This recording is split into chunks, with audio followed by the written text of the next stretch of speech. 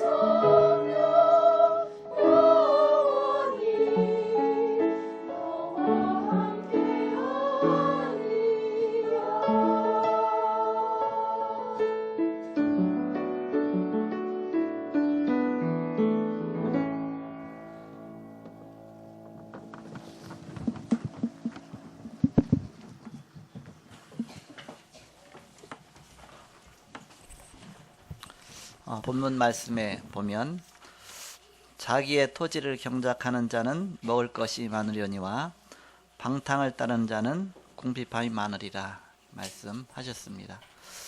당연한 말씀이죠. 열심히 밭에서 논에서 경작하면 먹을 것이 많지만, 그러나 힘들다고 방탕하면 먹을 것이 없다. 당연한 것이죠. 현재 우리 갖고 있는 생각이 중요하다, 그 얘기입니다. 현재 내가 갖고 있는 생각이 그 사람 자신이며 각인된 것 그대로 사람은 자기 인생을 살게 되어 있습니다. 어느 날 각인된 것 그대로 인생을 마치게 된다. 그래서 우리가 전도자의 축복 누리기 위해서 우리는 나의 미션을 찾아야 된다. 그 8가지다 그랬죠. 그리고 원래 것을 회복할 것 10가지가 있다. 개혁이다 그랬습니다. 그리고 바꿀 것 10가지가 있다. 그것이 혁명이다. 혁신이다. 지난 주간에는 기도혁명, 오늘은 사고혁명. 초대교회는 사도행전 2장 42절 그 말씀 갖고 사고를 완전히 뒤집었습니다. 생각 자체를 바꿨다.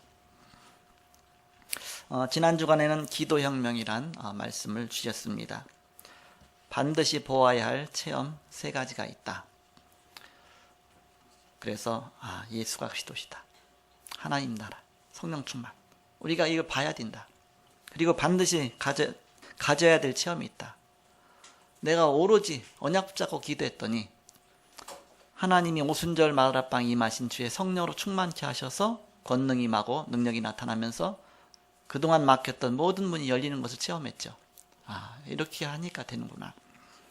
그러면 이때부터는 이제는 참된 기도가 나온다. 24시 기도가 나오는 것이다.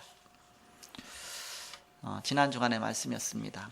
오늘은 이제 사고혁명인데, 의식화 운동이라든지 좌파 운동이라든지 우파 운동이라든지 다 각인된 사고들을 말하는 것입니다. 뭐가 각인되어 있느냐? 지구상에서 가장 사고가 안 바뀌는 민족이 있는데 그 민족이 유대인이다. 우리나라도 각종 문제가 이런 문제 때문에 생겨납니다. 변호인이라는 영화도 그런 것 때문에 사실 나오는 것이죠. 이렇게. 우리는 인본주의도 아니다. 우리는 신비주의도 아니다. 우리는 하나님 중심이다. 오직 그리스도 중심이다. 우리는 좌파도 아니다. 우파도 아니다. 우리는 오직 그리스도다. 그래서 묻잖아요. 당신은 성이 뭐요? 그럼 뭐다 그러면 어느 파요? 그러죠. 그러니까 우리 아버지가 옛날에 가르쳐줘요. 사람들이 너한테 성이 뭐냐 그러면 이가요. 어디 자손이냐 그러면 덕천군 자손이요. 어디 전주이씨요. 그렇게 얘기하라고 이렇게 말하죠. 이렇게 그렇게 말하는데, 그러니까 어떤 사람이 당신 이렇게 누구 자손입니까? 그러니까는 저는 아브라함 자손입니다. 어느 파요? 예수파요. 그런 파가 다 있어. 그런 파가 다 있어. 우리는 오직 예수. 안디옥 교회에서 예수 믿는 사람들이 별명이 붙었어요. 또 그리스도를 말하니까 저 사람들은 그리스도인이다. 영어로 말하면 크리스찬이다. 크리스찬. 오직 예수, 오직 그리스도 말하니까. 우리는 생각과 우리 사상과 모든 것이 오직 언약 중심으로 바뀌어야 된다. 왜 그렇게 해야 되냐? 그 이유가 무엇이냐? 첫 번째로 멸망받을 수밖에 없는 의식 갖고는 이 영적 문제 해결 안 되기 때문에 그렇습니다. 인생의 근본 문제가 해결되지 않기 때문에 그렇습니다. 그래서 훌륭한 유대인이 왜 망했느냐? 그러면 훌륭한 그 유대인들이 어떻게 망했느냐? 이게 안 바뀌니까. 그럼 언제 또 하나님의 유대인이 그런데도 축복하셨느냐? 요거 깨달을 때에. 뭐가 안 바뀝니까? 노예 근성. 400년 동안 애굽에서 노예 생활하다 보니까 노예 근성이 찌들었어요. 광야 근성. 40년 동안 광야 생활하면서 그것이 완전히 각인된 겁니다. 포로 근성.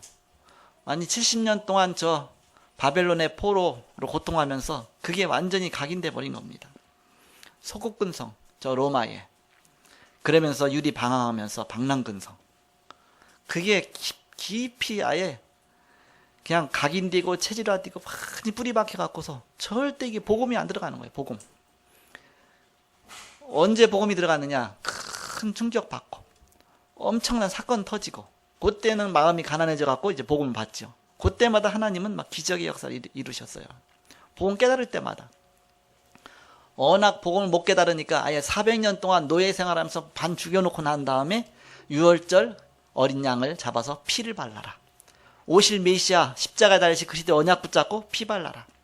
그래서 집집마다 양을 잡아갖고서 하나님 앞에 번제드리면서 피를 대문에다 다 바른 그날 해방받죠. 그러면서 그 복음 조금 붙잡았는데 그때 모든 문이 다 열려지죠. 400년 만에. 그러니까 그 순간순간 복음을 붙잡을 때가 있어요. 그때마다 하나님은 기적의 문을 여신 겁니다.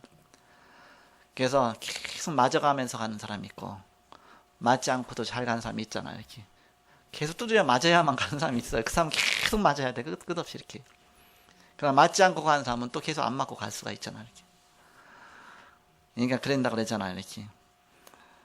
하나님이 정신 차리라고 때리고 마귀는 왜 하나님한테 가려고 하느냐고 또 때리고 이렇게.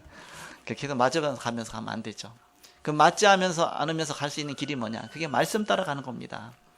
하나님이 말씀의 길을 이미 보여주시잖아요. 이렇게. 하나님 말씀 따라가도록. 그래서 우리에게 바른 길을 주시잖아요. 그게 선지자 역할 아닙니까? 그리스도께서 이 선지자 역할을 우리에게 주신 겁니다. 그래서 바른 말씀, 바른 복음 주시고 내가 곧 길이요 진리요 생명이다. 나로 말미암자고는 아버지께로 갈 자가 없다. 이 복음 붙잡아라. 그래서 이 선지자 역할을 하신 것입니다. 그러면서 우리 것 갖고 안 되니까 우리가 어떻게 내 털끝만한 죄 하나도 없앨 수가 있습니까? 예수님이 다 해결해 놓으신 겁니다. 그게 복음입니다. 나의 노력으로 해결된 것이 아니라 예수 그리스도의 십자가의 보혈의 공로로 우리의 죄를 사하시고 우리를 저주 가운데서 구원하신 겁니다. 그래서 구원은 나로 말미암아 된 것이 아니라 하나님의 은혜라 했습니다. 예수님이 십자가에 달리셔서 모든 문제를 다 해결해 놓으셨는데 이게 이해가 안 되는 거예요. 왜 이해가 안 되냐? 그래서 내가 뭘 해야지. 뼈독도 낯짝있지. 내가 뭔가 열심히 해야지. 그 열심히 한 공로로 내 구원을 생각하기 때문에 그게 종교생활이고 그것 때문에 사실은 실패하는 겁니다. 그래서 하나님이 값없이 우리에게 주셨다. 구원. 값없다는 얘기, 값이 제로란 얘기가 아닙니다. 값을 안 따졌다. 그냥 주셨다. 값이 너무너무 큰데 이것을 값으로 헤아리지 않고 그냥 우리에게 선물로 주셨다. 그래서 에베소 2장 8절 9절에 보니까 너희가 그 은혜를 인하여 믿음으로 말미암아 구원을 얻었나니 이것이 너희에게서 난 것이 아니요 하나님의 선물이라. 사람에게서 난 것이 아니 누군지 자랑치 못하게 함이니라. 하나님이 그냥 선물로 우리에게 구원의 선물을 주셨어요. 이 선물을 깨달으려면 그냥은 안 깨달아져. 왜? 뭐든지 내가 한 것 대가대로 내가 살았으니까, 내가 일한 노력대로 살았으니까 완전히 무너져갖고 이제는 아무것도 할 수 없다고 할 그때 하나님의 은혜가 딱 임하면 이게 진짜 은혜구나. 빚도 갚을 능력이 있으면 자존심이 좀 살거든요. 왜? 내가 갚을 수 있는 능력이 있으니까. 아예 다 파산하고 능력도 없는데 누가 와서 빚을 탕감해줬다 그러면 그게 진짜 은혜잖아요. 이렇게 은혜. 그래서 우리는 그리스도의 은혜, 십자가의 은혜, 이 복음이 이 은혜다. 하나님의 은혜. 우리 가정은 너무너무 이제 가난해 갖고서 먹을 것도 없고 뭐 입을 것도 없고 아무것도 없이 제가 어린 시절에, 지금은 아닌데 또 더 어린 시절에는 또 안 그랬어요. 근데 우리 가정이 망한 다음에, 그러니까 이웃집 보면 다 열심히 농사 짓고 또 막 곡식도 거두고 한 게 먹을 게 많이 있어. 근데 우리는 농사를 안 지니까, 농사거리도 하나도 없으니까. 그러니까 이 일 저 일 다 해보지만 이게 근본 해결되는 건 아니에요. 조금 하다가 또 때로는 이게 혹시 고기 잡아갖고 고기를 팔면, 근데 시골에서 누가 고기 사 먹습니까? 다 잡아먹지. 그러니까 그것도 안 되는 거야, 이렇게. 때로는 이제는 바닷가에서 이제 꽁치니 뭐 고등어니 갖다가 겨울에 얼음에다 재갖고서 이제 막 이렇게 우리 아버지가 지게다 지고 동네를 팔아보니까 몇 집만 사이가 삽니까? 이렇게. 또 좀 있으면 냉장고도 없으니까 다 썩으니까 그냥 썩기 전에 우리 가족이 다 먹어버리니까 이건 장사도 안 돼. 이렇게. 먹긴 잘 먹었지만. 뭐 도대체 안 되는 거예요, 이렇게. 이런 일을 해도 안 되고 저런 일을 해도 안 되고. 어느 날 기적이 일어났어. 어떤 기적이 일어났냐. 생각만 조금 바꿨는데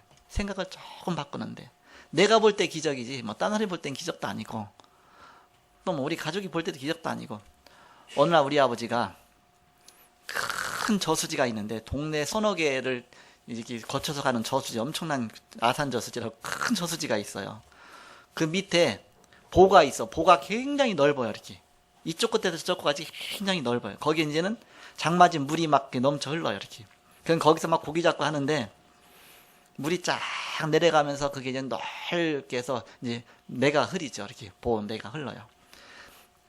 그래갖고 장마집은 그게 막 엄청나게 막 넘쳐 흐르죠. 그렇기 때문에 이게 굉장히 한강 둔치처럼 이렇게 넓은 강은 아니지만 뭐 시내지만 굉장히 넓은 게 그 밑으로 쫙 흘러가요. 가다가 점점 좁아지죠.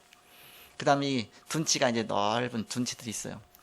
우리 아버지가 어느 날 딱 눈이 열린 거죠. 조금 생각을 바꿨는데 그 빈 땅이 있잖아요. 그거는 뭐 개인 땅이 아니잖아요. 국가 땅이겠죠. 거기다가 이렇게 삽을 갖고 가서 어느 자리를 잡더니 계속 파갖고서 계속 파서 이렇게 일구더니 나중에 막 수백 평 뒤는 논이 나온 거예요. 논이 탁 나온 거예요. 이렇게. 그래갖고 거기다 물을 가둬갖고서 벼를 심었는데 벼를 막 몇 가마를 막 거두는 거예요. 이렇게. 야, 너무너무 신기한 거예요. 야, 우리 집에 드디어 논이 생겼다. 한 밭 한 떼기 없었는데 이렇게. 하고 나도 그때 가서 막 모두 심고 우리 아버지랑 줄 떼어갖고 둘이 막 모 심고 이렇게. 나중에 가을 돼갖고 막 벼도 베고 갖고 탈곡도 하고 그러면서 했더니 나중에 벼가 나고 또 쌀이 나고 야 우리 아버지가 농사 져갖고 이렇게. 돈도 하나도 없었는데 돈이 있어요? 없잖아. 돈도 하나도 없고 아무것도 없는데 뭐 불법이죠. 근데 남의 거 훔쳐온 것도 아니란 말이에요. 이렇게 그냥 노는 땅이잖아요. 장마지면 다 휩쓸려 내려가죠. 이렇게 거기다 한 거예요. 그에 마침 운 좋게 이렇게 그 장마를 안 졌어요. 그래서 한 해 농사를 잘 진 거예요. 그래서 쌀도 걷고 이렇게 했어요.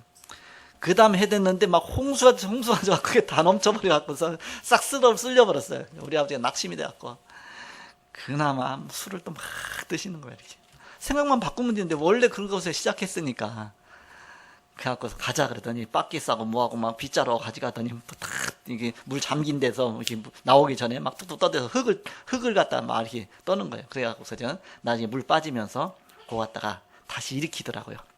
이렇게 생각 바뀌는 게 너무너무 중요하죠. 그렇게 하면서 조금 넘어진 것도 뭐 3포기 4포기를 같이 또 묶어요. 이렇게. 그러니까 이게 다 쓰더라고.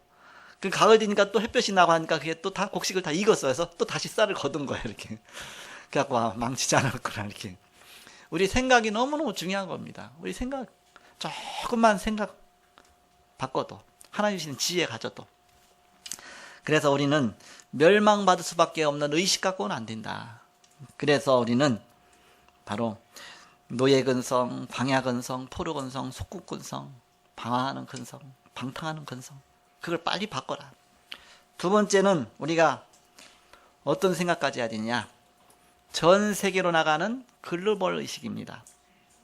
바로 세계의식, 세계화의 의식을 가져라. 세계화의 의식.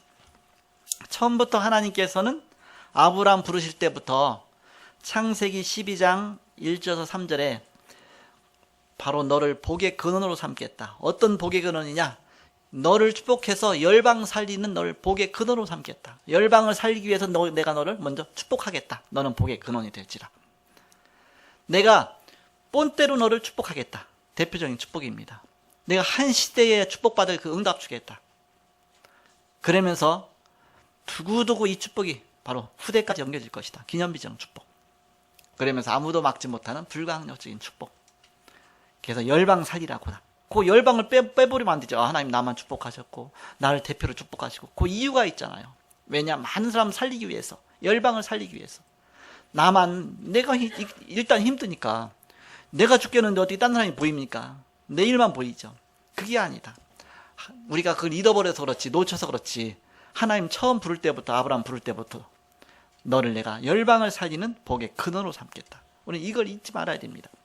내가 복음 받은 다음에 복음이 좋지만 하나님 내게 주신 복음 주신 이유가 있잖아요. 내가 먼저 복음 축복 누리면서 많은 죽어가는 영혼도 살리라고 우리를 부르신 겁니다. 내게 과거에 있던 모든 문제와 어려움들은 다 발판이 돼갖고서 그거 갖고 바로 세상 살리라고 도구로 주신 것이다. 도구. 전도자의 도구로 주신 것이다. 우리는 그걸 생각해야 됩니다. 그 이유를 생각하지 못하면 주신 목적이 하나님 분명히 있는데 깨닫지 못하니까 그다음부터 이제는 맞으며 가는 거야. 이렇게 깨달으라고. 막 고통 속에서 가는 겁니다. 깨닫지 못하니까. 방향이 안 맞으니까. 그래서 우리는 맞고 갈래? 맞기 전에 갈래? 잘 생각해야 되죠, 이렇게. 그래서 하나님 우리 계신 언약을 항상 생각해야 됩니다. 나를 구원하신 언약, 예수 그리스도. 이 예수 그리스도를 땅까지 증거하는 바로 많은 영혼 또 구원해야 되니까 세계복음화 전도자의 언약. 두 가지 언약. 내가 복음받고 구원받는 언약, 그리스도. 이 그리스도를 증거하는 전도자의 언약, 세계복음화. 이 언약 붙잡고 나가라. 하나님 주신, 원래 주신 축복이잖아요. 그래서 아브라함 부르실 때부터 첫 번부터 네 가지를 주신 겁니다. 내가 너를 복주겠다. 하나님이 나를 먼저 복주는 겁니다. 나를 축복하시는 겁니다. 그래야 예수가 누군지 아니까. 예수가 그리스도구나. 정말 우리가 깨달으니까. 먼저 하나님 나를 축복하시고. 그러면서 나만 믿어서 안 되자니까 우리 가정을 축복하시고 이 가정에 하나님이 증거 주시죠. 그러면서 이제는 그 증거 갖고서 이제는 내가 전도하는 겁니다. 이웃을 살리고 나라를 살리고. 뿐만 아니라 하나님이 그 축복 누리는 거 보면서 이제는 이 사람은 정말 이 전도자로서 정말 하나님 앞에 바르게 섰구나. 그럼 더 축복 주시죠. 그러면 전도뿐만 아니라 선교까지 하나님 앞에 누릴 수 있도록 거기까지 가져야 되죠. 네 가지를 항상 기억해야 된다. 나 개인 자신 구원, 우리 가족 구원, 그리고 민족 구원, 전도죠. 그러면 세계 구원, 선교죠. 네 가지를 늘 기억. 아브라함을 이것 때문에 부르시고 이것 때문에 바로 언약적인 축복 5가지를 준 겁니다. 자, 에베소서 3장 1절에서 13절에도 보면 바로 우리를 전 세계에 선교하라고 우리를 부르신 겁니다. 이방인들을 구원하시기 위해서 먼저 유대인을 살리신 것인데 유대인은 그걸 깨닫지 못한 겁니다. 우리는 선민이고 저 이방인들은 다 이방인이고 저주받아야 될 사람이고 그렇게 깨달으니까 거꾸로 깨달은 거예요. 많은 이방인들 살리기 위해서 너를 먼저 축복하는 거다. 그걸 깨닫고서 그 준비를 해야 되는데 그걸 거꾸로 생각한 거예요. 그래서 이방인들은 복음 안 들어야 돼. 우리만 듣고 우리만 천국 가야 돼. 그건 잘못되는 거죠. 그래서 예수님이 부활하신 다음에 주신 메시지도 그렇습니다. 처음부터 그렇게 말씀하셨어요. 나를 따라오너라. 내가 너희로 사람을 낚는 어부가 되게 하리라. 마태복음 4장 19절. 그렇게 하면서 제자를 부르셨잖아요. 그리고 3년 동안 제자를 훈련하신 다음에 파송할 때 부활 메시지. 마태복음 28장 18절에서 10절에 너희 모든 족속에게 가라. 모든 족속을 제자 삼아서 이 복음 전하라. 그리고 마가복음 16장 15절에서 20절에 만민에게 가라. 요한복음 21장 15절에서 18절에 네가 날 사랑하느냐? 내 어린 양들을 먹여라. 많은 영혼들을 살려라. 부활 메시지입니다. 부활하신 다음에 40일 동안 하나님 나라 일에 대해서 말씀하시고 승천하시면서 주신 말씀도 똑같아요. 사도행 1장 8절. 오직 성령이 너희에게 마시면 너희가 권능받고 예루살렘과 온 유대와 사마리아 땅까지 내 증인 될 것이다. 증인 될 것이니까 예루살렘 떠나지 말고 아버지께 기도하라. 성령 충만 달라고 기도하라. 그 응답 그대로 왔죠. 예수님 부활하셔서 그럼 어디 계시냐? 승천하셔서 어디 계시냐? 하늘 우편에, 하나님 보좌 우편에 계시죠. 거기서 뭐 하시느냐? 지금도 똑같은 일을 하고 계셔요. 하늘 보좌 우편에 계시면서 지금 우리 눈에 보이지 않게 각 교회를 움직여 나가신 겁니다. 교회를 통해서 이 일을 계속 하시는 겁니다. 그래서 7교회와 7사자 그랬잖아요. 7금초대 그랬죠. 7금초대는 7교회다. 그리고 7사자는 그 교회의 바로 주의 종들이다. 그래서 7사자들을 붙잡고 7금초대에 다니시는 이가 가라스대 그랬죠. 그래서 이 복음 전하도록 그렇게 역사하시는 겁니다. 부활 메시지, 승천 메시지 다 똑같죠. 이렇게. 우리는 어느 정도 생각이 바뀌어야 되냐? 오직 복음, 오직 복음. 우리가 생각은 좀 깊게 해야지. 너무 생각을 그냥 이렇게 쉽게 말하면 이렇게 물도 깊어야 좀 맛이 있잖아. 이렇게 그냥 발목에 닿는 데서 거기서 수영한다고 팬티 입고서 팍 하면 이렇게 엉덩이 다 보이고 얼마나 창피합니까? 물도 깊은 데서 해야 그것도 수영하는 맛이 있지. 이렇게. 그러니까 생각이 좀 깊게, 생각이 좀 높게, 생각이 좀 넓게 이렇게. 뭔가 우리 생각이 바뀌어야 되죠. 이렇게. 우리 과거도 생각해보고. 내가 지금 오늘 갑자기 땅에서 떨어졌습니까? 하늘에서 떨어졌습니까? 땅에서 솟았습니까? 아니잖아요. 과거 속에서 내가 오늘도 있잖아요. 이렇게. 하나님이 그동안 인도하신 겁니다. 과거 속에서 과거도 생각하고 오늘도 생각하는. 이것이 미래하고 연결되잖아요. 과거와 현재와 미래로 착 연결되는. 그 속에서 깊이 생각할 수 있는. 우리가 항상 사람과 인간관계도 마찬가지입니다. 내 위에 있는 사람도 생각해보고, 윗사람, 또 밑에 사람도 이렇게 늘 배려하고 생각하고, 또 좌우에 옆 사람도 좀 생각하고. 그래서 위를 볼 수 있고, 아래를 볼 수 있고, 옆을 볼 수 있고, 전체를 다 볼 수 있는 눈입니다. 그때 바로 우리의 생각이 굉장히 정상 가운데 가게 되죠. 높은 생각을 갖게 되죠. 생각은 그렇게 물이 발목에 차듯이 막 그렇게 하면서 뭐 이것도 결정하고 저것도 그렇게 하면 이 뭐가 막 안 맞죠, 이렇게. 대신 마음은 어떻게 되냐, 마음은 가장 낮게, 겸손하게. 뭐 생각은 엉터리인데, 생각은 유치원 정도 생각밖에 못 하는데, 유치부 애들 정도. 그런데 막 마음은 막 높아져 갖고 막 교만해 갖고 자꾸 높아. 그러면 아무 응답도 못 받는 겁니다. 그래서 우리는 생각은 높게, 마음은 가장 낮아져서. 내가 저번에 이제는 신방 가서 이 사업 이제 시작하시는데 굉장히 전문성 가지면서 시작하시되 이제는 마음은 가장 밑바닥부터 시작하세요. 밑바닥부터. 어떤 사람은 뭐 사업 시작하자마자 고급 승용차부터 탁 구해. 돈도 없는데 이렇게. 또 아예 그때부터 시작해서 뭐 막 고급 인테리어 탁 해. 그러면 그거 어떻게 다 감당하겠습니까? 그러니까 아예 내가 발로 뛴다. 그야말로 이렇게 내가 밑바닥부터 시작한다. 마음은 가장 낮은 곳에서부터. 그러나 우리 생각은 가장 높은 곳에 있고 이렇게 가장 깊게, 가장 넓게. 과거, 현재, 미래를 보면서. 그래서 위 사람, 밑에 사람, 좌 사람 다 생각하면서. 내가 쉽게 결정할 수 있지만, 내가 누구를 또 쉽게 칭찬할 수 있지만, 그 반대 사람도 생각할 줄 알아야 되죠.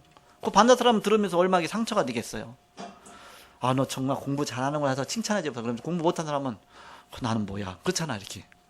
그러니까 우리가 전체를 다 생각할 수 있는 눈이.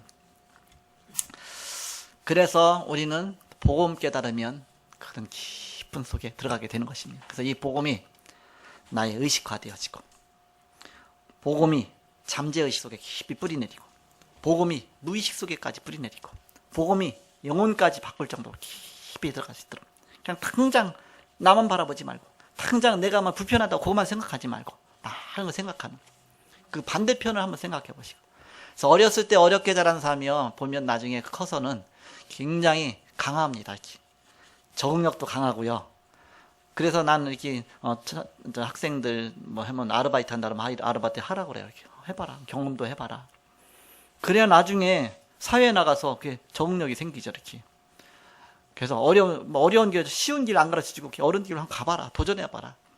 그래서 아예 그걸 즐겨라. 고난을 즐겨라. 내가 있는 현재 고난은 장차 나타날 영광에 비하면 좋게 비교할 수 없도다. 내가 복음이 있다면, 내가 정말 그리스도의 사람이라면 하나님 그걸 통해서 중요한 것을 이뤄 나가시는 것입니다. 그래서 우리는 복음 중심으로 깊이 뿌리내서 우리 생각과 사고를 바꿔라. 자, 마지막 세 번째입니다. 우리나라가 어느덧 다민족 국가가 됐잖아요. 벌써 보면 뭐 외국인들 막 돌아다녀. 제가 어렸을 때도 아니에요. 청년 때만 해도 외국인들 한 명 지나면 막 구경하더라고. 막 하고, 뭐 코쟁이 왔다 하면서 구경하면서. 근데 지금은 안 해요. 뭐 전철 타고 어디 가고 해도 뭐 외국인들 많아, 이렇게. 옛날에 우리는 외국인 하면 서양 사람밖에 생각 못 했잖아요. 뭐 얼굴 하얗고, 코는 높고, 머리는 노랗고, 눈은 그렇고. 근데 지금은 동남아 쪽도 많이 오고, 뭐 전 세계 사람이 다 오니까, 뭐 우리나라 사람하고 비슷한 사람도 많고, 그렇지요. 다민족 국가가 됐는데, 그렇지만 우리의 생각에는 다민족이 아니다. 한민족이다. 다 같이 한민족이다. 하나다. 그렇게 생각을 해야 됩니다. 왜? 글로벌 시대이기 때문에. 그래서 우리 생각을 빨리 바꿔야 된다. 원래 창세기 1장 27절에서 28절에 보면 하나님이 자기 형상 곧 하나님의 형상대로 사람을 만드시고 그랬습니다. 다 같이 하나님이 창조하신 인간입니다. 하나님이 창조한 인간이에요. 하나님이 둘을 창조한 게 아닙니다. 먼저 아담을 창조하고 하와를 창조하고 그렇게 해서 시작이 됐죠. 그래서 창세기 2장 18절에 보니까 가정을 주셨습니다. 그 가정을 통해서 계속 전 세계가 이제는 바로 형성이 된 겁니다. 그래서 다 똑같은 아담 후손이다. 바로 하나님의 자녀다. 여기서 시작됐다. 모두 한민족이다.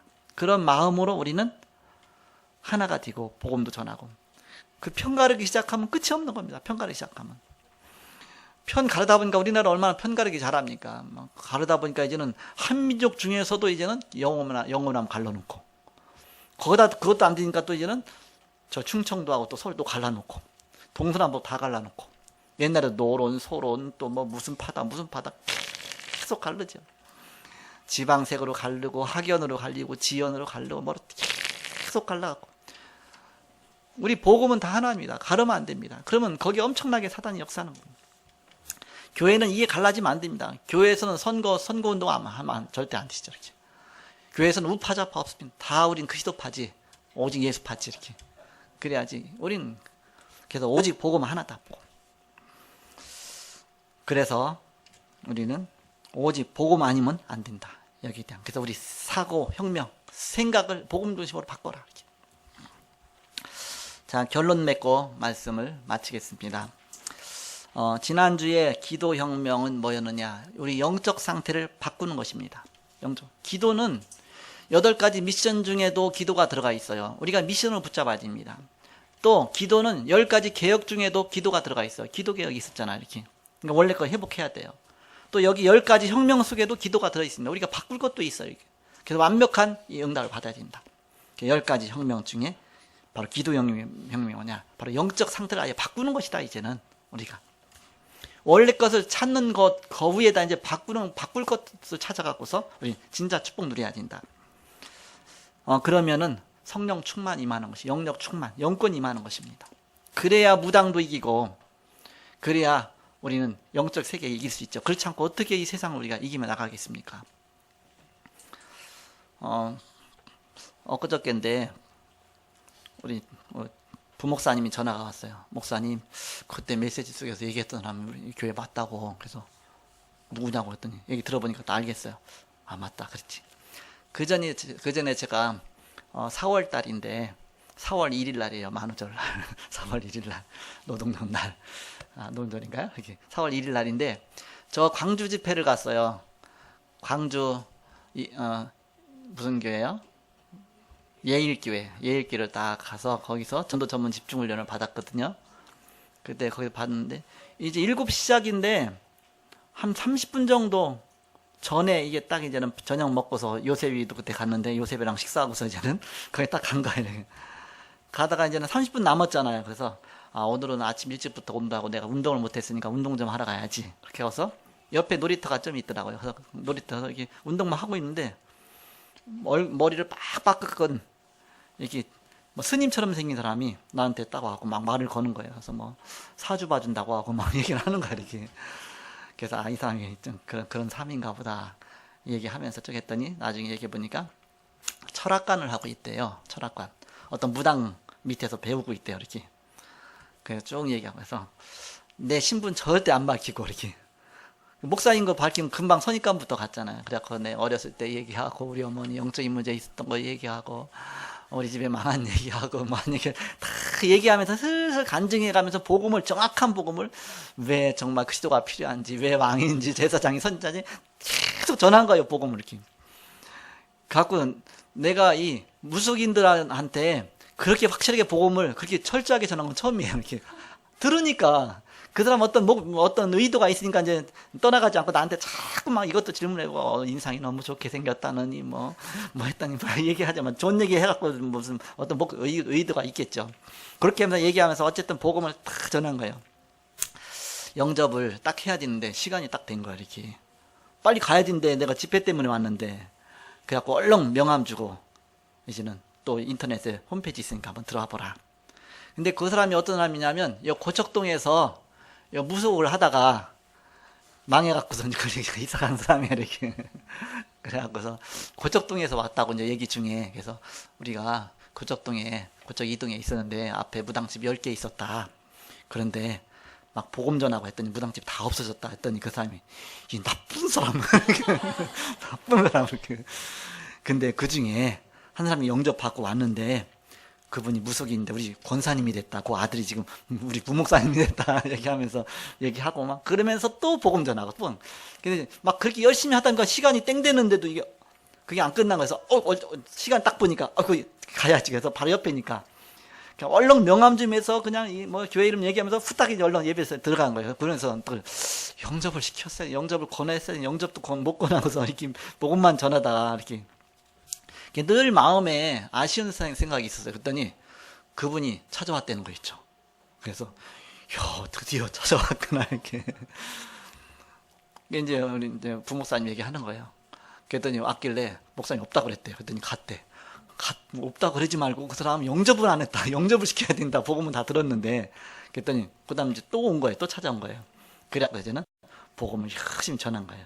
목사님 기다리고 있다고 해서 왔죠. 금요일 심야하게 돼 있는데. 와서 내가 오자마자 박두채 씨 안녕하세요. 내가 어떻게 그 이름을 이우겠어요. 그때 자기 이름은 뭐냐 그냥 한마디만 딱 들었었는데 그때 전도자 일기를 써놓은 걸 찾아봤어요. 언제 그걸 다 찾습니까? 이게 인터넷으로 돼 있으니까 이제 저기로 스마트폰 돼 있으니까 검색해 갖고서 딱 들어가니까 4월 1일 날 한 게 쭉 나오더라고요. 그 읽어보고 상황 다 보고서 맞다 이 사람이 집 한 채 두 채 하면서 자기는 두 채라고 해서 박두채라고 그랬던 게 이렇게 써놓은 게 있어 이렇게. 그래서 이 사람이 박두채구나 박두채. 그래서 악수 딱 박두채 씨 했더니 머리 빡빡 깎고 여기 온 거예요. 중처럼 하고서 있어요 이렇게. 만나자마자 영접했어요 했더니 우리 부목사님이 복음 전도 영접 안 했대. 영접을 해야지. 영접하라 여기가 와야지 왜 오세요 이렇게. 그때 제가 밥을 못 먹었다 그래서 10,000원 드렸거든요 이렇게. 했더니 아마 이렇게 우리 부목사님한테 여기서 5,000원 받아갔나 봐. 근데 저는 또 안 줬는데 영접도 안 해갖고 그래서 천국 가서 핑계를 못 하겠다. 복음 확실하게 나한테도 듣고 부목사님도 듣고 영접도 거래하고 했는데 그러니까는 핑계는 못 하겠다. 그렇게 안 깨지는 거예요 생각이. 그렇게 왜 왔냐더니 지금 점집 알아보고 있대. 이쪽에 점집 차리려고 알아보고 있대요. 점집 차리면 우리가 갈 수가 있겠죠. 얼굴 앞면 텄으니까 타서 슬슬 가서 저는 복음도 전하고 하겠죠 이렇게. 그래서 바로 그렇게 생각이 안 바뀌는 겁니다. 지난주에 기도 혁명이 뭐냐? 바로 영적인 세력을 꺾고서 우리는 복음 전하는 거잖아 이렇게. 그래서 바로 이 영적 상태를 바꾸는 것이 기도 혁명이다. 오늘 사고 혁명은 뭐냐? 우리 의식 개혁 속으로 들어가는 거죠. 우리 의식을 개혁해야 된다. 소라 껍질처럼 단단하게 다 아집 속에 절대 안 깨져. 소라 껍질 깨지도 않아. 호두 껍질 속에 있는 것처럼 그냥 단단하게 있어갖고서 절대 마음을 안 열어. 절대 복음 들을 생각도 안 해. 바로 이 의식 개조 속으로 들어가는 게 혁명이 일어나야 된다. 혁신이 일어나야 된다. 우리나라 대원군에서 이 대원군 세국정책 해갖고서 절대 외국인들 안 받아들였잖아요. 막 호두껍질처럼 꽉 그냥 닫아놓고서. 그러니까 완전히 막 전쟁이 터지고 막 일제시대 일어나고 막 6.25 전쟁이 터지고 해서 다 깨버리고 나니까 혁명이 일어나니까 그때 우리나라 막 복음운동 일어나갖고서 그래갖고서 한국 이처럼 큰 복음의 역사 일어나죠. 그러니까 너무너무 안 되니까 하나님이 전쟁도 허용하신 겁니다. 그래서 일본과의 전쟁, 또 북한과의 또 한민족끼리 전쟁. 그런 다음에 이제는 진짜 복음 앞에 우리가 갈급해지고 복음 앞에 나가게 됐죠. 이렇게. 그래서 우리 자신을 혁신하는 것, 개혁하는 것, 개혁을 넘어서 혁명하는 것, 거기까지 가져야 된다. 오늘 본문 내용은 짧고 당연한 내용이지만 많은 것을 생각하게 하는 내용입니다. 자기의 토지를 경작하는 자는 먹을 것이 많으려니와 방탕을 따르는 자는 궁핍함이 많으리라. 이 생각하면서 이제 우리 아버지가 옛날에 논 만들어 갖고서 했던 생각이 탁 나더라고요. 아니 진짜 그거 해서 내 초등학교 1학년 때 벌써 그 생각이 열렸으면 그렇게 했으면 이게 나 도시락 못 사가는 일 없을 텐데 이렇게 잘 밥 먹고 다녔을 텐데 왜 이걸 나중에나 생각했지 이렇게 나중에 이렇게 이사하기 바로 전에 이렇게. 그래서 우리는 생각이 너무너무 중요하죠. 그래서 우리가 생각만 바꿔도 큰 응답과 변화가 오는 것입니다. 여러분이 복음 생각, 복음 중심, 그리스도 중심 그것으로 들어가면 하나님이 전능자고 하나님이 우리를 창조하셨고 우리에게 모든 걸 예비하셨기 때문에 그 축복을 진짜 누리는 것입니다. 이 축복 누리시는 저와 여러분 되시기를 그리스도의 이름으로 축복합니다. 기도하겠습니다. 하나님 감사합니다. 천지를 창조하시고 우리를 지으시고 바로 만물을 운행하시며 지금도 경륜과 예정과 섭리 속에 모든 걸 주관하시는 주님, 바로 예수를 이 땅에 보내셔서 우리의 모든 문제 해결자로 보내신 그리스도가 되게 하셔서 그리스도 안에서 우리가 응답받고 주님의 참된 축복 누리게 하심을 감사합니다. 오늘도 이 복음 깨닫고 나가는 발걸음에 바로 하나님 나라가 임하게 하시고 하늘보좌의 축복이 임하게 하시며 흑암 권세가 무너지고 바로 하나님의 귀중한 응답의 문이 열리는 것을 체험케 하여 주옵소서. 아버지 하나님, 예수가 그리스도시 우리 인생의 모든 문제 해결자 되심을 우리가 현장 속에서 실제로 체험하고 기도 응답으로 확인하게 하여 주옵소서. 주님께 감사하며 예수님의 이름으로 기도하옵나이다. 아멘.